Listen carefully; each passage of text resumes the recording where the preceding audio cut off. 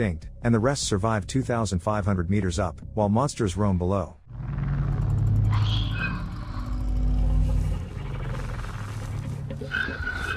In the near future, the world changed forever. Mysterious sinkholes began to appear across the planet, plunging major cities into chaos. From the depths of the earth, terrifying monsters emerged. Modern weapons were ineffective against them. Bullets only slightly slowed them down without inflicting serious damage. The monsters' sole purpose was to wipe out humanity, leaving only a few survivors. The only place where people could hide was on mountain peaks at an altitude of 2,500 meters. 3 years later, in the Rocky Mountains of Colorado, at an altitude of 2,360 meters, 140 meters below the safe zone, a young boy named Hunter descends into a dangerous area inhabited by monsters. Unafraid of encountering them, he decides to take a walk through the rocky terrain. Finding a spot at the edge of a cliff, Hunter uses binoculars to observe a nearby settlement where those who managed to survive the monster attacks are hiding. He dreams of being there, as it's full of children, but he knows how dangerous the journey would be. Suddenly, he hears a noise behind him, realizing it's the monster known as the Reaper. In the danger zone, Hunter decides to flee and begins climbing the mountain. The monster pursues him, but fortunately, Hunter manages to make it beyond the 2,500 meter mark. For some unknown reason, the Reaper cannot cross this line, despite being just a few meters away from its prey, and is forced to retreat. The Lost Canyon Refuge, population 193, altitude 2,580 meters. Hunter returns to the camp and tells his father what happened. The boy had thought the monsters had fallen back asleep and that it would be safe to descend below the allowed altitude, but his father lied to him, not wanting to scare him with the harsh reality.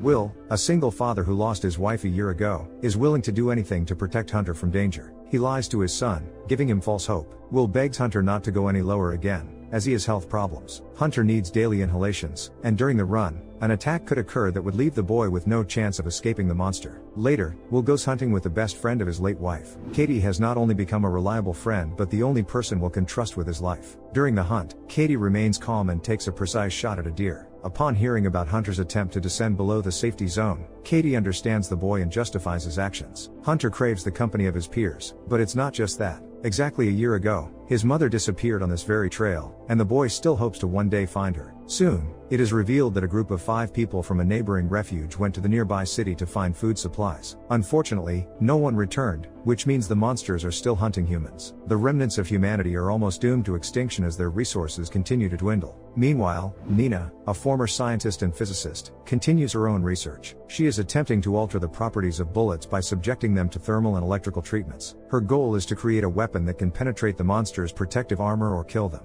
Nina carries out her experiments day and night, often frightening others with the sounds of gunfire. At night, Will struggles to sleep, still haunted by visions of his late wife. Hearing the sound of the device, he realizes that Hunter's inhaler filter has malfunctioned and his son is suffocating. Will quickly replaces the filter to ensure Hunter can breathe and calms him down. To his dismay, it's the last filter, and he must find a way to get more, or his son will die. The only option is to go to the nearby city of Boulder, but it's significantly below the 2,500 meter mark, and descending there is too dangerous. Knowing that sooner or later he'll have to go to the city hospital, Will spends all his free time with Hunter. He teaches the boy to tend to the garden, fish, and hunt. For Hunter's birthday, Will buys his son his favorite macaroni and cheese. The boy senses his father's intention to leave the refuge and begs him not to go. Hunter has lost his mother and doesn't want to become an orphan, but Will has no choice. He must do everything to prolong his son's life. That night, Hunter falls ill again, and the last filter breaks. Will saves his son's life with an injection and realizes that he can no longer delay. He must go down and face the monsters that wiped out 99.9% of humanity. Will visits Nina to propose that she join him on the journey to the city.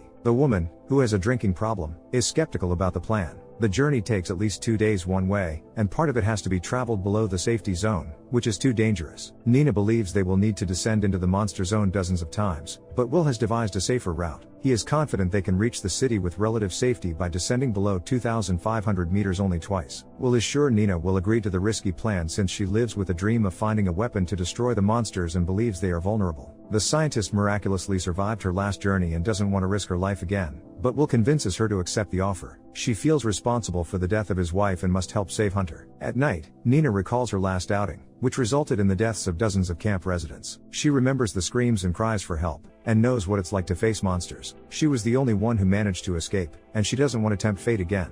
Despite her fear, Nina feels guilty about what happened to Tara, and this guilt drives her to help Will. That night, she dismantles an old compass and turns it into a tracker to detect monsters. As it's known, the Reapers have a strong magnetic field, and Nina will be able to spot them if any of the monsters approach. The next morning, Will and Nina prepare for the dangerous journey. They receive weapons and armor-piercing bullets, which will temporarily slow the monsters, giving them a few precious seconds. Katie decides to join the group, wanting to help Will find new filters for Hunter's inhaler. Will considers the mission too dangerous and asks her to look after his son, but Katie insists on not letting him go alone. Nina doubts that Katie will survive the journey and openly tells her so. The two women can't get along, but they must join forces for the common goal. Their first step is to reach the abandoned ski resort and use the ski lift. Katie believes the batteries are dead and can't be fixed, but Will disagrees. The lift would not only allow them to travel faster, but it would also save their energy for the rest of the journey. Soon, the group passes the 2,500-meter mark, fully aware that the monsters could attack at any moment. Nina talks about the tracker and promises to monitor the Reapers, though she knows it won't save them if an attack comes quickly. Descending slightly lower, they find a destroyed convoy of the US Army. In the trunk of one of the vehicles, they manage to find bullets and a rocket launcher. It's here that Nina and Katie argue,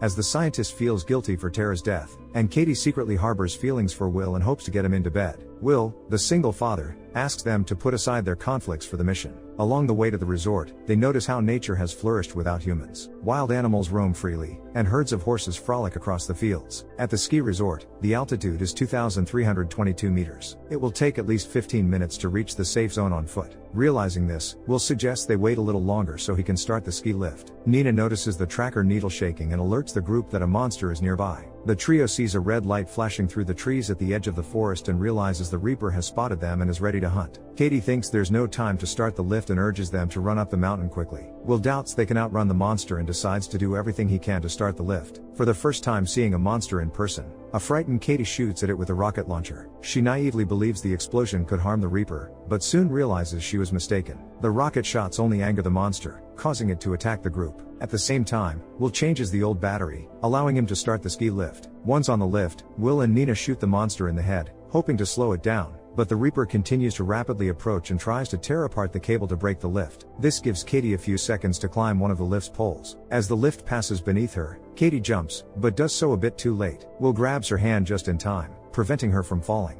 The monster continues attacking the lift, causing increasing vibrations, which ultimately make Katie fall. Will and Nina also jump down to help her reach the 2,500-meter mark. The trio, with their last reserves of strength, manages to run to safety, narrowly avoiding the monster. That evening, Nina, Will, and Katie decide to stay overnight in a resort cabin at an altitude of 2,520 meters. Traveling is too dangerous, so there have been no people around for a long time, and the supplies of food and alcohol are almost untouched. This allows the trio to drink and relax a little, while discussing the reasons behind the appearance of the monsters. Will suggests that it could be divine punishment for humanity's failure to value life and resources. Katie sees it differently, believing the Reapers have become the top predators in the food chain, with humans being nothing more than food for them. Nina, as a scientist, strongly disagrees with these ideas. She understands that the monsters have wiped out almost all of humanity, but haven't attacked animals, fish, or birds. In her view, the Reaper's sole goal is to exterminate humanity, though the reasons behind such cruelty remain unknown to her. That night, Will struggles to sleep, once again remembering his late wife. A year ago, Tara decided to join Nina's expedition for the same reason as Will,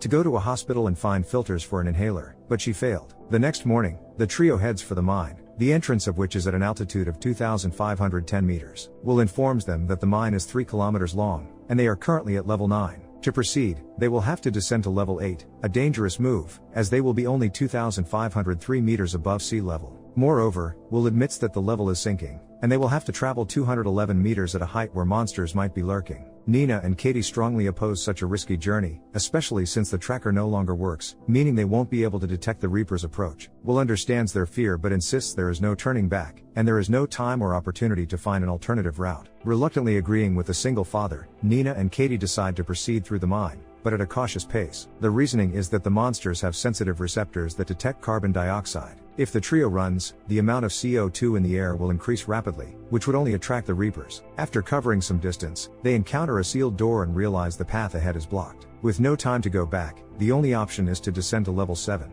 but this would take them nearly a kilometer below the 2,500 meter mark. With no choice, the trio decides to go down to level 7. Before they do, Katie shares her life story before the monsters attacked. Nina learns that Katie had been in an abusive relationship, with her boyfriend raising his hand against her, and sympathizes with her. Descending further, the group continues their journey when they suddenly hear a suspicious sound. Dimming the light of their flashlights, they spot a red beam and realize that a monster is in front of them. The trio tries to escape, aiming to climb back up, but the Reaper is too close and catches up to them. They are forced to hide in a rock crevice, hoping the monster won't detect them. The Reaper has special tentacles with sensitive receptors, and the only way to hide from it is to hold their breath. The trio manages to do this, after which will distracts the monster with a smoke grenade. Finding a passage, Nina and Katie start clearing rocks to move forward. At one point, Katie thinks the exit to the next level is close and hurries ahead, but makes a huge mistake. When she returns to the mine, she finds herself right in front of the monster. It immediately pierces her chest with its tentacles and drags her away. Nina and Will grieve for her but know they must keep moving, as the monster could return for them at any moment. Moments later, Nina spots a ladder, allowing them to climb up and escape the mine. That evening, Nina and Will reach the ranger station,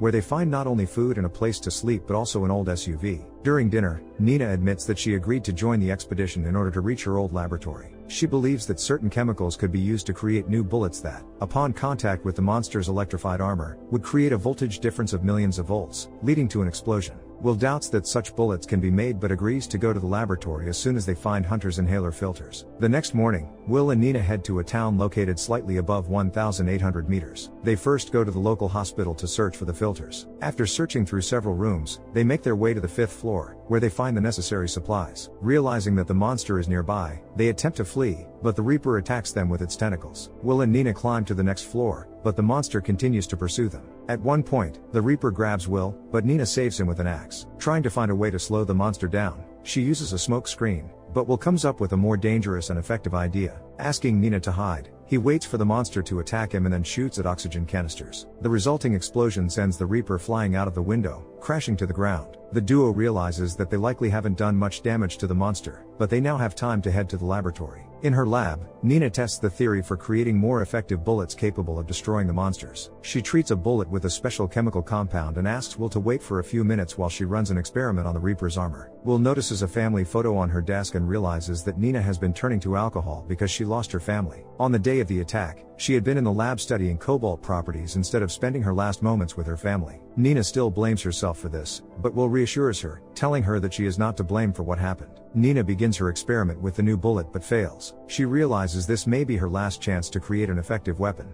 Resolute, she urges Will to leave her and return to the safe zone, reminding him of his duty to his son and the filters he must deliver for the boy's inhaler. She points out the spare car in the parking lot, promising to follow him if her efforts succeed. Reluctantly, Will agrees and drives off, while Nina continues her experiments. Focused on her work, Nina fails to notice the warning blip of the tracker indicating the monster's approach. She tirelessly processes bullets with various chemical compounds, each attempt ending in failure. At last, she realizes cobalt is the key, but before she can test her theory, the monster attacks her from behind. Meanwhile, Will hurries to the safe zone, but his vehicle suffers a flat tire, causing him to crash. Regaining consciousness, he shatters the windshield and begins climbing the mountain on foot. Hearing the monstrous sounds, he realizes that several creatures are pursuing him. Higher up, Will finds himself trapped as another Reaper blocks the path ahead. Surrounded, he fires all his bullets, but they have no effect. Accepting his fate, Will braces for the end, when suddenly, a shot rings out. One of the Reapers explodes instantly. Nina has arrived. She managed to create the effective bullets just in time and now dispatches the monsters with ease. Together, they examine the remains, only to discover the horrifying truth. The monsters are programmed robots, sent by aliens to cleanse the planet. Returning to the camp, they hoist a victory flag, signaling to other shelters that they now possess a weapon to fight back. Inspired, humanity begins mass-producing the bullets and forming combat squads. The tide turns as they reclaim their lands, destroying the Reapers one by one.